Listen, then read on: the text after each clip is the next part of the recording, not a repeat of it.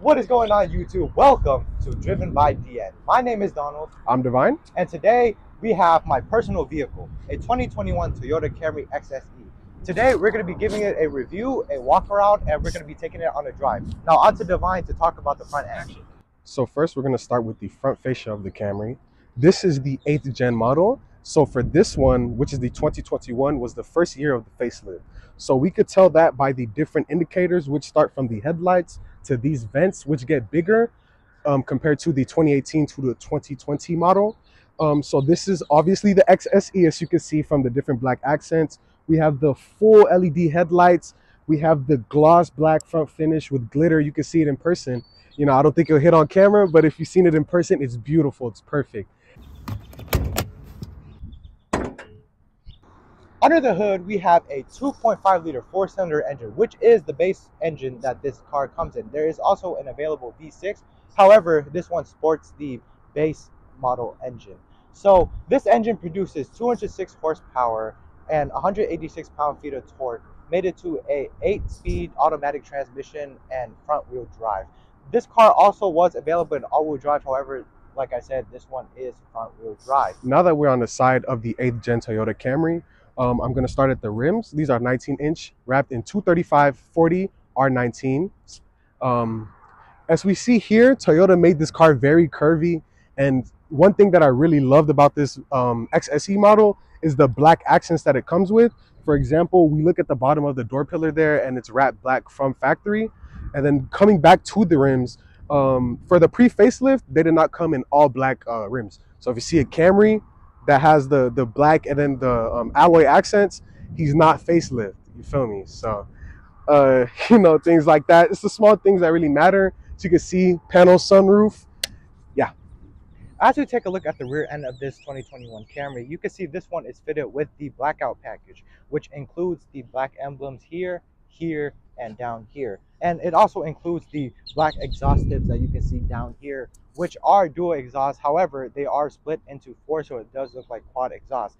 Moving over here, you can see this comes with fully LED tail lights, turn signals, and reverse light.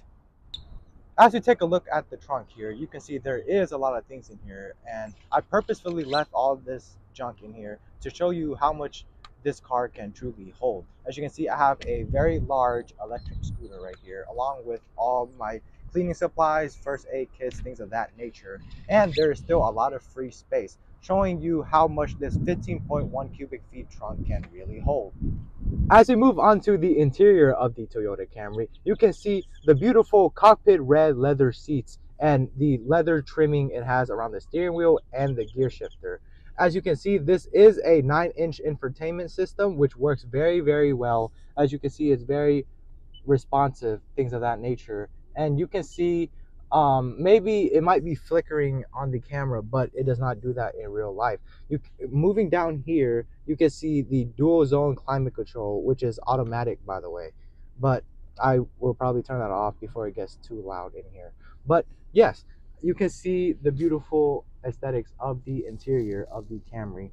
And moving over to the gauge cluster, you can see the 2 analog gauges, which is the tachometer and the speedometer, along with the 8-inch center display. As we move on to the driver's seat of the Camry, you can see we're greeted by this beautiful leather wrapped steering wheel along with the leather wrapped gear shifter. As we move on to the center display of this Toyota Camry, you can see the beautiful 8-inch colored screen. Now, as you can see, I have it defaulted to the speedometer, but you can have many other things displayed on here, such as the fuel economy, the driver assistant features, the music, the tire pressure, along with the different safety systems again, and the settings. As you can see, this car, I currently have 47,862 miles on it. I bought it when it only had around 16,700 miles on it. So I've driven it around 31,000 miles. And over that course of 31,000 miles, I have averaged 30.5 miles per gallon. And that consists of both highway and city driving. I have not reset it since I bought it, and that was the only time I reset it. As we take a look down here, you can see our drive modes. We have 3 modes. Eco, Normal, and Sport. As we take a look back at the gauge cluster, you can see that the color of that little line down there changes corresponding to the mode that we're in. As we move back down here, this is the brake hold feature, which I will demonstrate during our driving impression. And this, what it basically does is it holds the brakes for you so you don't have to. And down here is the electric parking brake. And over here we have heated seats for both the driver and passenger seat. However, this does come with ventilated seats if you option it, but this car doesn't have it, unfortunately. And you can see two cup holders here, and there are two more in each door pocket, as you can see down here. And that's pretty much all for the interior. Oh yes, and I forgot to mention, this one has a wireless charger down here, as you can see. Excuse the dirt, I forget to clean behind there sometimes. And as we move up here, you can see the home link mirror, where you can program up to 3 garage doors, so you can open it from the touch of your mirror. And up here you can see the SOS button. If you pay for the subscription, the car will automatically call emergency services if it detects a collision. And you can also press this in an event of an emergency. And you can see the sunroof controls here for the beautiful panoramic sunroof that I have open right now. This thing is absolutely gorgeous, and I believe is a must-have for any owner looking for the Camry. As I did mention the sunroof, I would also like to mention that there is a I would say pretty serious issue going on with some of the Camrys, where this panoramic sunroof here would just stop moving, and that leaves some owners unable to move the sunroof or close it in that manner. Personally, in the 40,000 miles, almost 50,000 miles that I've driven this car, that hasn't been an issue at all. This actually moves very well, as you can see, with no issue at all. But hopefully I have a lucky one and it stays like that for a while. All right, now I'm seated in the back seat of the Camry, where Toyota claims has 38 inches of legroom. My front driver's seat is currently positioned at my normal driving position. I'm around 5 feet 10 inches. So you can see I still have plenty of room for my feet, and my feet can also go under the driver's seat, and I have a lot of knee room and pretty okay headroom. I have about 2 or 3 inches left. And when we are in the back seat here, one of the cool features I really like about this car is it does have the AC vents back here, which the LE and SE models do not. Along with that, there is also a center console, which I believe the LE and SE does not have, but I'll have to double check on that. And the armrest does have 2 cup holders. And that, folks, concludes the walk around of the 2021 Toyota Camry. Now, let's take it on a drive, and I'll discuss my thoughts and opinions on this car over the last 30,000 miles that I've had it for. Let's get it. Let's get it. Let's get into it. All right, guys. So now we're going to take this car on a drive. But first, let's hear this thing come to life.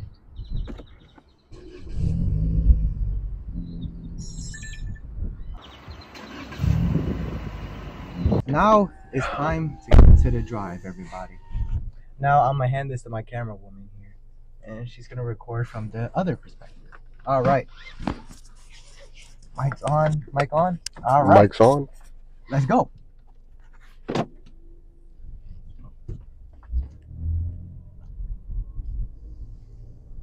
All right, so some of the things I would like to talk about is I've had this car for like around almost 31,000 miles now, and honestly, it's one of the most comfortable cars I've ever driven. And that's coming from a previous Lexus owner. So this car is very refined, very comfortable, and I've taken this thing on many road trips and things of that nature. And I'm sorry, my partner's making me laugh because he's over there smirking. but yeah. Hold on. Guys, now we're gonna resume our drive after that crazy technical difficulty. So, like, as I was saying, this car over the last 30,000 miles has done me nothing but good. It's a very comfortable and refined car. I love how it handles, and honestly, it handles really good for a Camry. I believe No, I'm certain that this car does have the Sport 2 suspension since it's a XSE model, and I'm sure the SE does as well. So as we merge onto the highway here, I would like to show off the acceleration of this 2.5 liter four-cylinder engine. So this is just in comfort mode.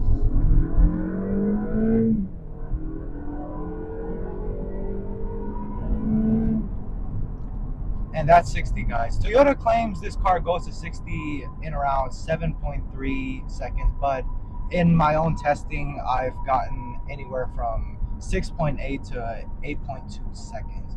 So this car isn't necessarily fast, but it is a lot quicker than some of the competitors like the Chevy Malibu and the Ford Fusion. So as y'all can see, the cabin is relatively quiet. However, there is a little bit of wind noise, but again, it's a Camry, so you can't expect Lexus levels of insulation. But like I said, very refined and smooth drive. What do you think, Devon? I think so too, especially for an economy car. I think it rides really well. It's not as bouncy as a lot of the other economy cars of the same year. So yeah, it's pretty cool.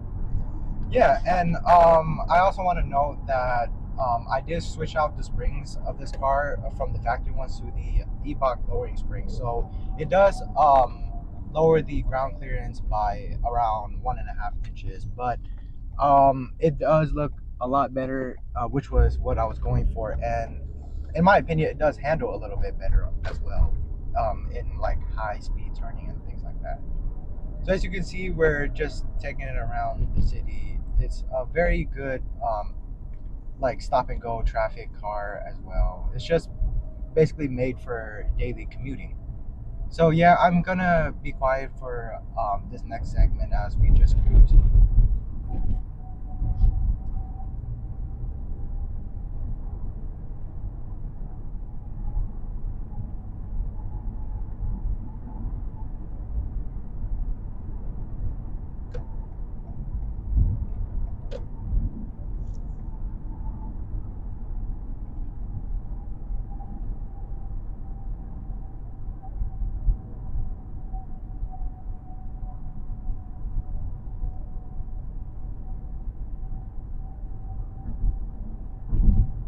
Oh yeah, I forgot to mention this car also does have the lane departure warning, radar, cruise control, blind spot monitor, all the Toyota safety sense features that it comes with.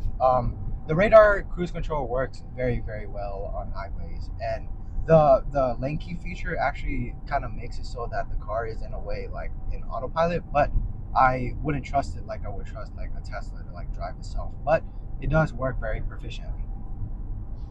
So yeah, with that being said, like I said, very good car. So we're just gonna drive back to our location and we'll end the video there.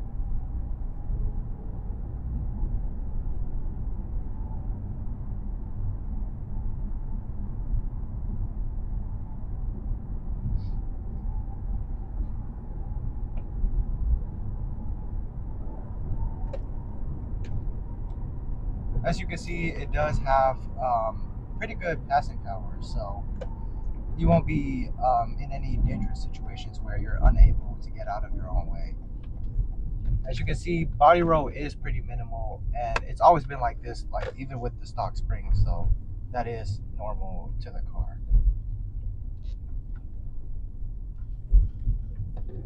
As we get into this semi-curvy road, I am gonna drive it a little spiritedly, but let me get this avocado out the way. I don't like for the brakes, and it just doesn't work. So I'm gonna go ahead and put it in sport and use the paddle shifters, and we're just gonna take it for a little drive.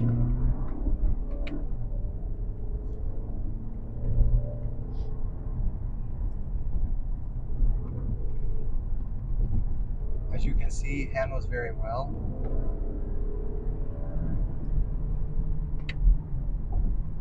Especially around these corners. And now the fun is ruined. But yeah, I hope y'all got a little taste of what it's like to be behind the wheel of a car like this. I'd say it's a very fun car.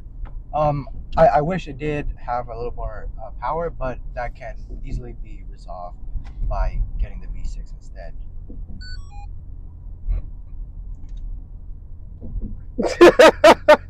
All right, guys, I think we just ran into another technical difficulty. Let's see what's going on.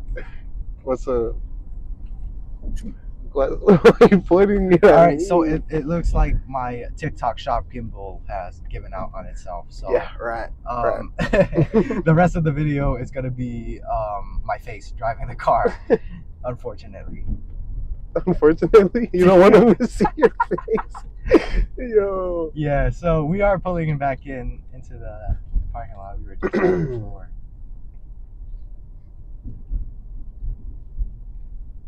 Yeah, this car in front of us is going painfully slow. It's on world tour.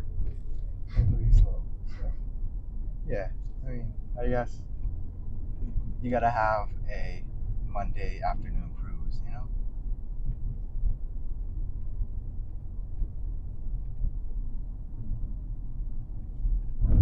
All right, pulling into the parking lot now.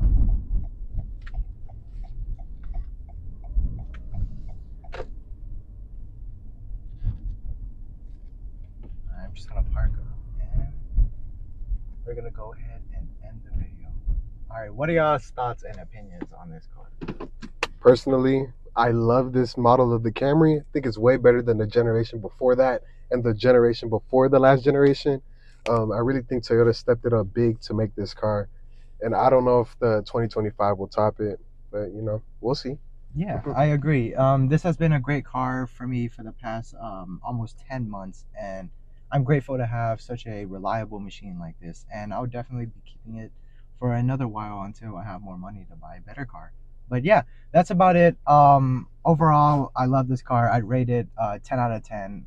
Perfect on everything. And yeah, that's about it. I hope y'all enjoyed this video, and this has been Driven by DN Toyota Camry Edition. Signing off.